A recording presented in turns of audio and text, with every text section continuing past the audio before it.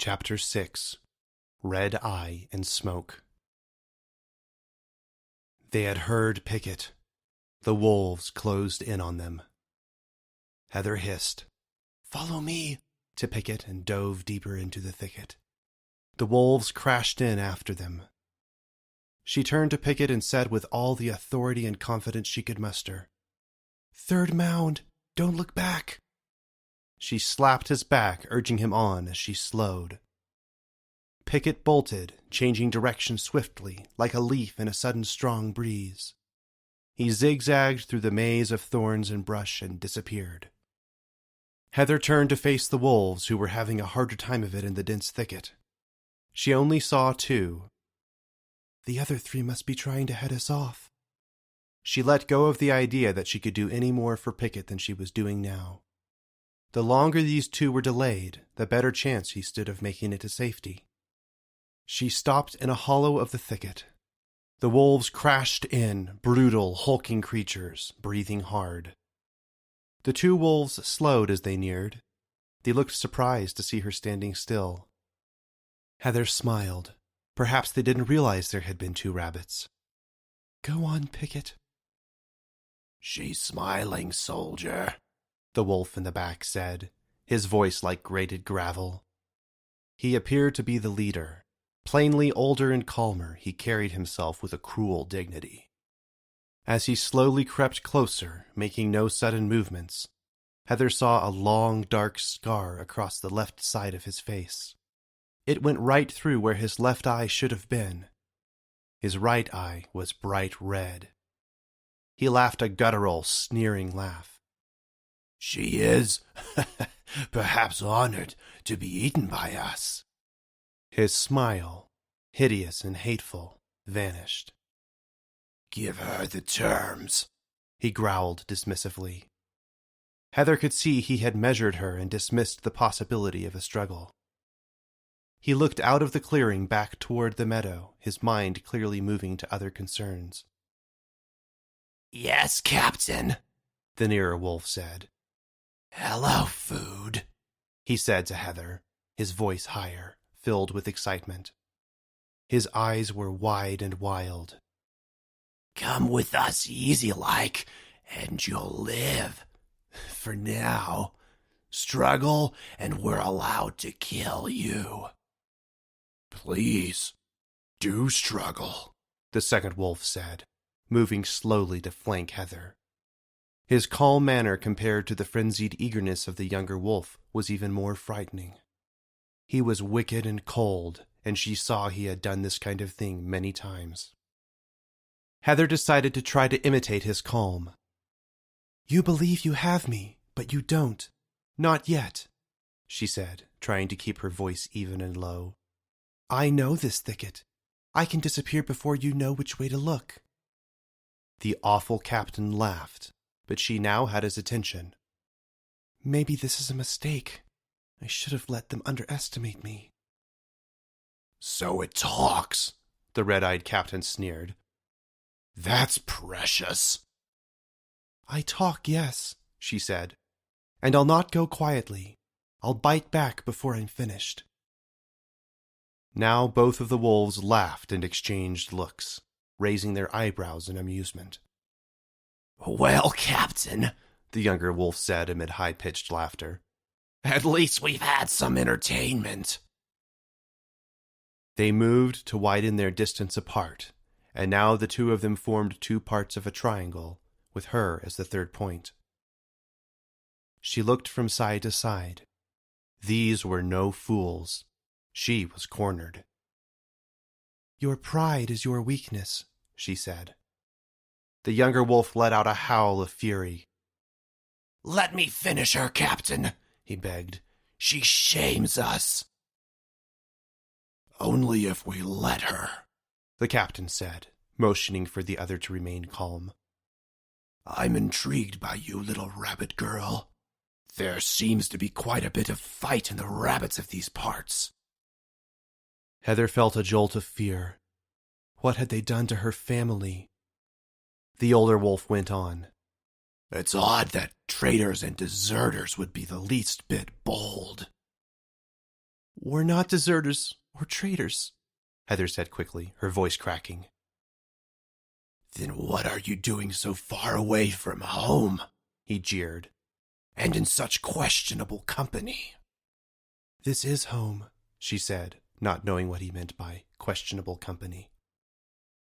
"They have given you lies for every meal, child.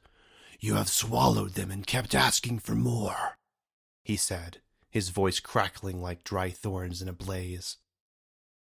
He smiled. He savored this as much as the attack. "Your father is a coward and a liar and a traitor," he said, finishing in a proud, toothy snarl. She looked down for a moment, sad resignation on her face. The wolves looked at each other in knowing agreement. Their faces read of satisfaction at breaking her. But just as they looked from her to each other, Heather acted. She pretended to be deeply wounded by the captain's words and crouched down, showing she was beaten. Then she erupted between them in a flash. The two wolves, seeing their mistake, recovered quickly and lunged for her. She narrowly avoided their snapping jaws and felt the stirred air of their missing strikes, their hot breath. They collided as she dashed between them. She had only bought a few moments but planned to make the most of them. She had rested as they talked and had planned her next moves. Now she went to work. Behind her she heard another piercing howl, high, terrible, and fierce. She recognized that this was from the younger wolf. The howl was followed hard by a cursing, guttural roar of orders. Her fur raised at the sounds, but she ran on. She darted back and forth through the thicket, emerging far from where she had entered. She left the thicket and ran across a small opening for a cover of nearby trees. She heard a loud, barking command. She couldn't make out what it was, but soon saw its effects as she peeked out from behind an oak tree. The sky, already acrid with twisting plumes of smoke, filled with flaming arrows, which plunged into the thicket she had only just escaped. The thicket burst into flames, and even more smoke filled the air. "Good. Let them think I've burned." She prepared to flee, eyeing the great wall of gray smoke passing before her. She waited for it to thicken a bit more as the fire kindled to a blaze. She stared into the smoke. Then, through the wall of gray, a gust of wind opened a slim, wispy window. She saw, across the clearing, a single red eye. And it saw her. They stared at each other for a moment in silent fury. Heather was still. In this moment she felt that all the meaning of her life was to escape and so frustrate this wicked one-eyed wolf.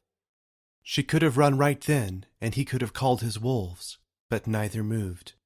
Neither blinked. Then the smoke thickened, closing the window in gray, and the moment was gone. Heather looked quickly from side to side, then darted along the smoke wall toward Evergreen Row. She moved by instinct and memory. She couldn't see much at all. The great walls of smoke surrounded her like a house, but moved, changing shapes all the time. She inhaled a gulp of smoke, unable to avoid it. She slowed, coughing and spluttering. "I can't stop now." She winced and wavered, the thick gray air closing in on her. She ran on, still trusting her way, but doubt crept in. The scene was so confusing, and she was tiring again. The smoke burned her lungs. Maybe she was running the wrong way. When she coughed, had she turned? Where was she headed? Any move would likely mean the end. She needed to be perfect. Minutes went by. How many? She couldn't tell. She could hardly breathe. The blanket of smoke was covering her, and there was nowhere to turn. She ran on, but was running out of air. Her eyes stung. "I won't make it." Coughing, she looked up and saw a break in the smoke above, revealing a clean blast of sunlight before a brilliant blue sky. She smiled. For the briefest moment it occurred to her that this would make a happy last sight. But the air began to clear in a sudden strong breeze. She saw the tops of evergreens in the near distance, the ever-widening circle of blue brightness as the heavy clouds of smoke retreated. She knew where she was. The ground was still heavy with smoke, though it was clearing. Her eyes stung. The smoke began to blind her. Tears came, filling her eyes. And she saw more clearly. The smoke on the ground was twisting in the wind and being carried off like sheets jerked from a clothesline. She saw the tops of the trees, knew she had made it near Evergreen Row. She smiled, throwing herself into the last yards, gathering all her energy for her greatest possible speed, then looked straight ahead. The last of the ground smoke cleared to reveal 10 waiting wolves at the bottom of the first pine of Evergreen Row.